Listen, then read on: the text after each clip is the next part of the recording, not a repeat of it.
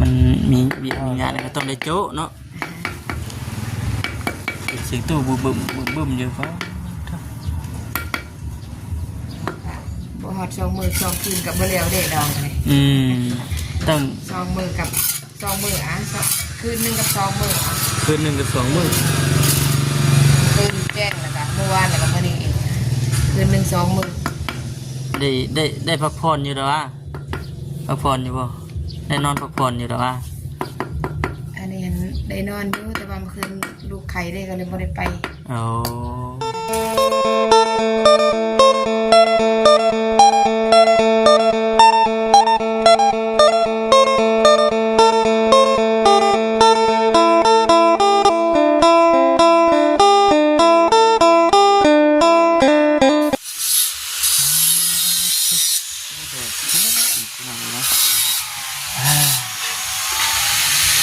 พี่น้องเนาะก็ดึงก้าทักทายสบายดีนะพี่น้องเด้อเนาะ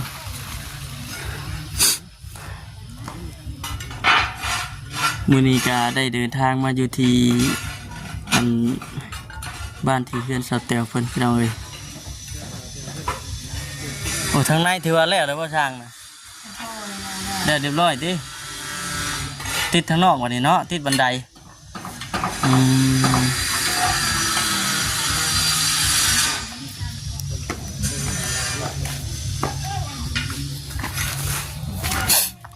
ยังไงเนาะโอ้แห้งวัดบ่นี่แห้งหมดแล้วแต่เมื่อวานอันนี้ได้อยากขึ้นไปเบิ่งทางในอะนะย่องขึ้นรถเนาะย่างแล้วบ่เบิ่งก่อนนะพี่น้องเลยเนาะเอาหยอดยาหนอกยาแนวหยอดใส่เรียบร้อยท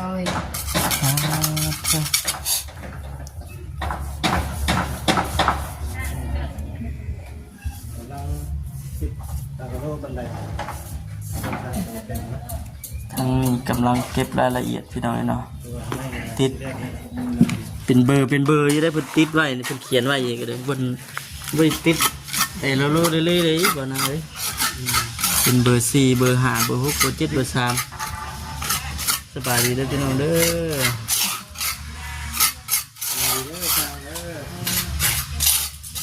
โอ้มาเฮ็ดลูกอยู่ล้างมาซักกระเบื้องนี่ตัดกระเบื้อง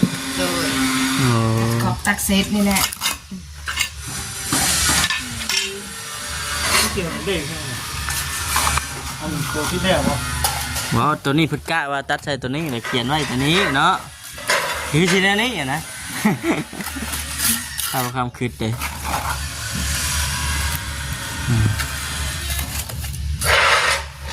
อย่าแนวกระยอดได้นะหยอดดิ้นรอดเลยนะว่าอยู่เนาะ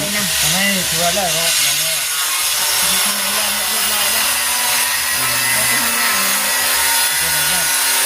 เป็นมาก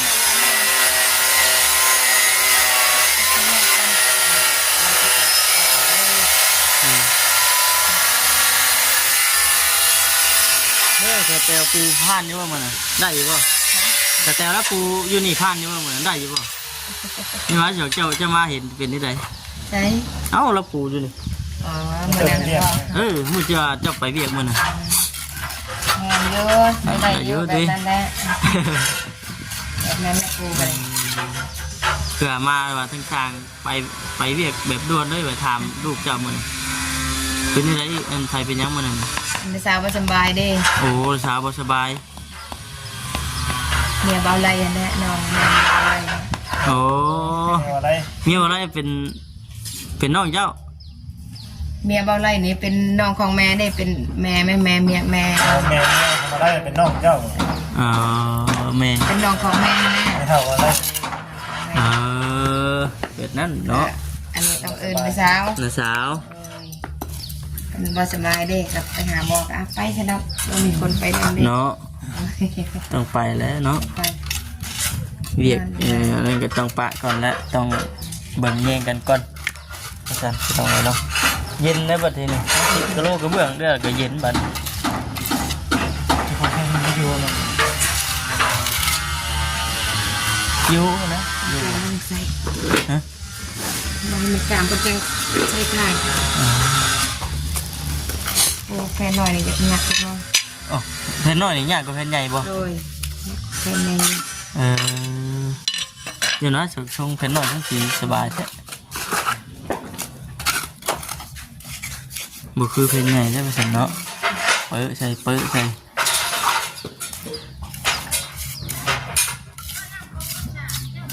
เจ้าของเพื่อนเพิ่นบ่ได้อยู่บ่มั้ย มันอยู่ทางใน เหมือนกล่อมลูกนอนเลยจ้ะนั่นแหละพี่น้องไอ้น้องก็เลยพาทาง FC แวะเวียนเข้ามาอัปเดตหรือมา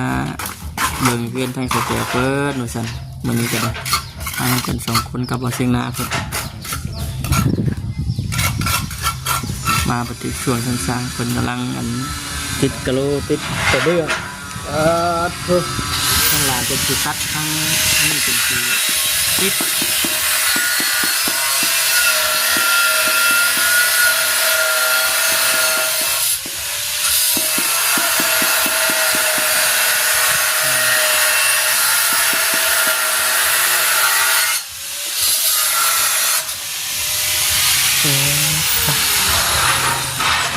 ตาติดอยู่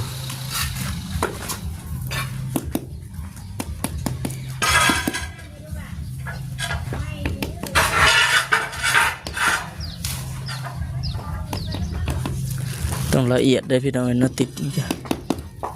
ใส่แฟนหน่อยนี่ใส่ยากไหม เพนหน่อยนี่มันยากเนาะต้อง จะเป็นอะ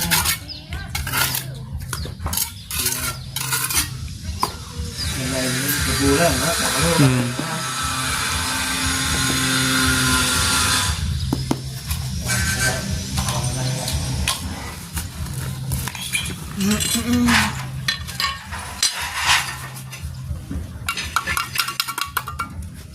แดดเอามือกันเนาะ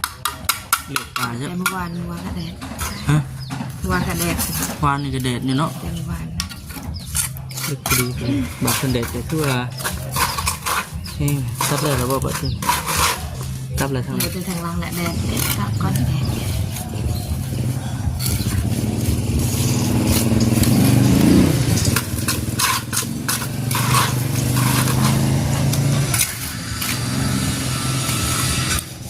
วันนี้ลูกสาวบ่ได้มาน้ำเหมือน นอนในห้องไข่ คือไข้ ให้ซองเข็มแล้วก็ยาซีอันนั้นบอก ยากลุ่มไว้ดิ คุมว่า เจ็บท้องแน่แล้วก็ไข่สักยาให้ซองเข็ม อ๋อเป็นไข่เนาะเชื่อแล้วบ่ได้มาน้ำสิดอก ย่างเป็นย่างมากเนี่ยเราก็เลยทำ พักผ่อนไข่ยากลุ่ม เจ็บท้องแล้วก็ไข่นั่น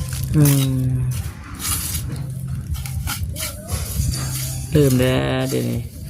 ไปทางใดเกิดขึ้นเห็นคนเป็นไข้เป็นหนาวอยากลายอยู่เป็นน้ำบรรยากาศแต่ว่าเมื่อนั้นคือว่าหนาวใช่หรอมันเมื่อนั้นว่าหนาวได้เมื่อนั้นน้อยเนาะ2 มื้อ 3 มื้อฝุ่นเมื่อนั้นหนาวเย็นคือฝนสิตกนี่ว่าซั่นบัดพ่อมาวันนี้นี่ว่าแดดจ้าแดดจางอยู่ เปลี่ยนคนกับเปลี่ยน ก็เปลี่ยนแปลงคุณแนมเขาแนมไปแต่ฝุ่นป๊อดใกล้สิแล้วได้นั่น เดือดไว้ลายเลยเนาะ ยังบ่หลายไปเลยได้นะนี่แต่เจาะทางขางปุ่นในพี่น้องข้างนั้นนะ ถือว่างานเนาะเพลงวัดบ้านยังไง เปิดแกยังไปเมื่อกี้นี่มันแกยังไปเมื่อกี้ เก่งมาก ไม่เนาะ มีดองว่าอยู่บ้านทำมื้อนี้ก็ได้ นี่นะ มื้อนี้ได้ เลย เออ คืนเด่น มื้อคืนนี่งาน มีดองมีเนาะ คืนนี่งานเบิดคืน มือดองกันมือสองมือสาม มื้ออื่นก็มีอีก มือหมู่บ้านนี่ มื้อยังบ่ทันมี บ้านเห็นไหม แค่นั้นมียัง 2-3 มื้อคือดังมากเลยเนาะเดือดงั้น2-3 มื้อ หาเงินนั่งบ่จะบ่ทันเนาะแม่เนาะพลึกกี่ได้ นั่นแหละดองอะไรรอดองเลย ดองก็ดองก็ดี วันก็สาม สิ่ง ดองดี สิ่งก็จนเมื่อยกินอ๋อ เขาไม่ยากไปก่อนให้คนที่ซื้อได้แหละกะหน้า ในบ้านเขาก็มีนะไป สิ่งก็จนบ่อยากพูดอะไรพี่น้อง บ้าน เนาะ เขาก็ปลูกในวันก็ซองเลยกะ ใจ จ้าแต่งงานเนาะ คนตายอีกบ้านละคอยโขก เอ้าโอ้ เพื่อนไปซ้ำมา สมปีสมพันธ์เนาะบ่จักงานบุญบ่จักงานดองงานทบ งาน นี่แต่งานพี่น้องเอ้ย ทางบ้านลูกคนตาย มันก็ตายมาแต่ไทยนั่นก็ได้ ก็จบงานบุญจบงานบุญเลยมีคนตายมาในไทย ทางนั้นเนี่ยนี่จะตายมาแต่ไทยลายกว่าเนาะ ก็จะไปไทยอยู่ทางบ้านที่บ่ค่อยมีติ บ่ค่อยมี อืม บ่มีเลยตั้งแต่เกิดมาเนี่ยบ่มี คนเดี๋ยวมันจะไทยแบบ เรื่อยได้ นอนแบบไหนไปเลย แม่ชาติไปว่านอนแล้วบ่จักตื่นเลยนะนอนแบบไปเที่ยวเลยเนาะอะไรก็ได้ เขาหรือบ่ บ่นะ เท่าเด้อนอนคันเฮ็ดงานใดก็ได้ 30ปลายจริงๆก็ได้10ปลายปีลังหันกำลังแห้งกันเนี่ยจักเลยประหยัดไฟประหยัดเราเนาะ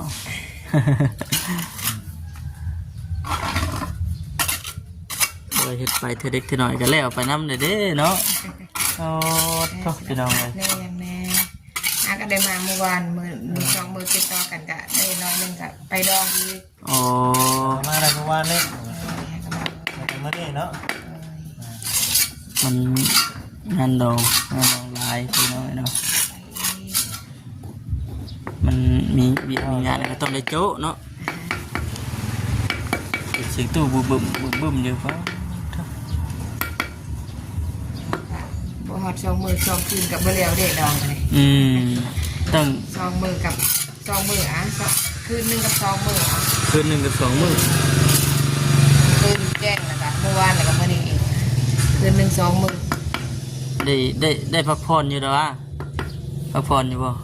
ได้นอนพักผ่อนอยู่แล้ววะ อันนี้เห็นได้นอนอยู่แต่ว่าเมื่อคืนลูกไข่ได้ก็เลยบ่ได้ไป โอ้ ท่านว่าไปกินไปยังมวนน้ำมูแน่พอหอมเวลา1เขากับ1เขานะเขากับบ่าย3ครึ่งกับคืน1เขา ทั้งสามคนคือว่าสุดยอดดีพี่น้องเลยนะยามเป็นงานเป็นอย่างก็ไปซอยเวียกกับเจ้าตื่นเช้ามาเฮ็ดเวียก สละเมื่อคืนแล้วบ่ได้ซอยเลยงานนี้ ลูก ลูก ไข่ ไข่ก็เลยอยู่นำลูกนี่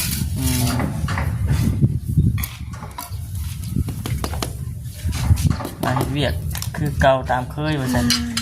ตอนนี้ก็ได้เธอนี่แหละพี่น้องเนาะเบิ่งไปเลาะเบิ่งข้างในกันเด้อบัดนี้เด้อเป็นจังได๋นะพี่น้องมื้อนี้ยังบ่ทันได้มีไผมาบ่แม่นบัดนี้ ว่า ยังบ่ทันได้เฮ็ดไผมาเลยทีนี้ท่านได้หยดยาแนวด้วยเนาะ อันนี้เย็บได้อยู่กับแผ่น2แผ่นกลางเห็นบ่ทันได้เย็บทางใส่ โอ้หากระใส่ 2แผ่นกลางนั่นแหละ นี่เนาะ นั่นแหละทางประโยชน์แล้วก็เย็บได้สบาย นี่แหละพี่น้องเนาะเข้ามาทางในแล้วบัตรเพิ่นเก็บกวดอนามัยแล้วพุ่นแหละพี่น้องมันจังสิคักสิค่าสิงามนะดูพี่น้องเนาะข้างในนี่ก็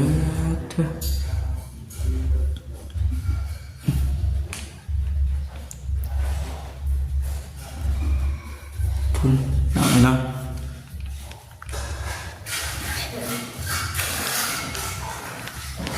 ห้องน้ำนี่ก็แล้วเรียบร้อยพี่น้องห้องน้ำนี่ก็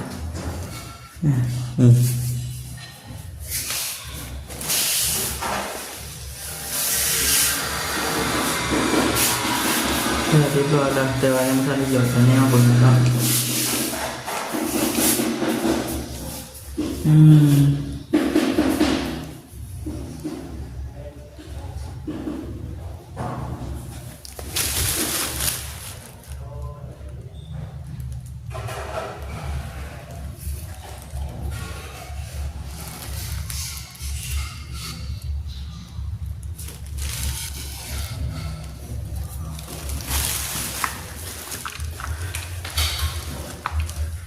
สีแมนเรียบร้อยพ่อเมื่อปัดที่นี่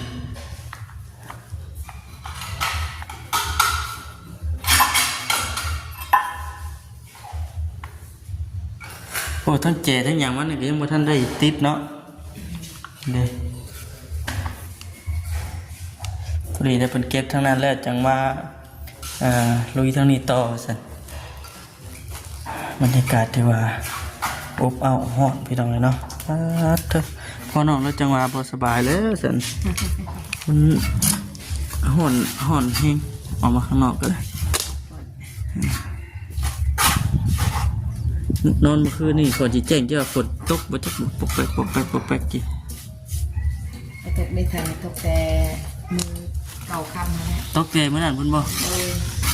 ตกไปกับ2-3 เมตรเป็นลมได้เลยนะ ลมนี่แห้งแต่ฝนบ่ค่อยมีเนาะ คำนี้แหละ ตกอีกเกินตกอีกก็โอ้ยเกินตกอีกวันนี้แม่นอันนั้นแหละว่าสิดอกกระเจียวออกบ่จ๊ะดอกกระเจียวแม่งไปโน่น จำแล้วเคยจะได้เดือน4 จักรจันทร์เนาะจักรจันทร์ห้องโอ้ยแล้วพี่น้องเลยเข้ามาเข้าสู่ฤดูลงจักรจันทร์ห้อง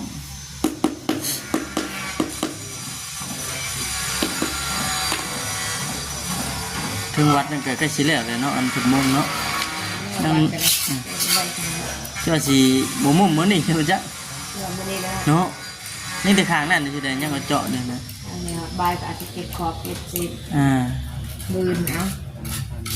เรียบร้อย น้อยแล้วไม่ได้เท่แบบนี้เป็นแนวในพอดีก็พอดีแหละเด็กเขาเพชรเบียกน้ำมูล บายอีก เห็นว่าต่อเลยบ่เอาเนาะไปเรื่อยๆจะหน่อยก็แล้วยังอีกบ่หลายปานใดเห็นว่าติดอันนี้แหละเนี่ยแม่นจบเลยว่าบัดทีนี้ โอ้ยเสร็จแล้วก็ใส่ยาแนวกะ จบบริบูรณ์เลยโอ้เก็บสีต่อแล้วแม่นจบบริบูรณ์ต่อจบคักบัดทีนี้นี่สิติดอันกะโหลสินะพี่น้องเอ้ยเนาะ โลนี่ตัวพ่ออยู่แ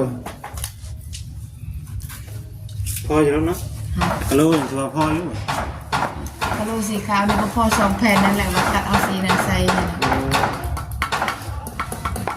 เพิ่นบอกว่า คนร้านนั่นแหละบอกวันพ่อมันหมดเลยดิตามแต่ว่าเอาสีนั้นใส่บ่อย โอ้สีนี่ใส่เนาะ สีน้ำตาลนั่นแหละ2 แผ่นนี่นะ พอ2แผ่น มันบ่พอเด้พี่น้องเนาะโอเคพี่น้องเนาะคลิปนี้ก็คือสิจบคลิปก่อนไปพี่แล้วน้องไปก่อนไปพบกันคลิปหน้าพี่น้องเนาะสบายดี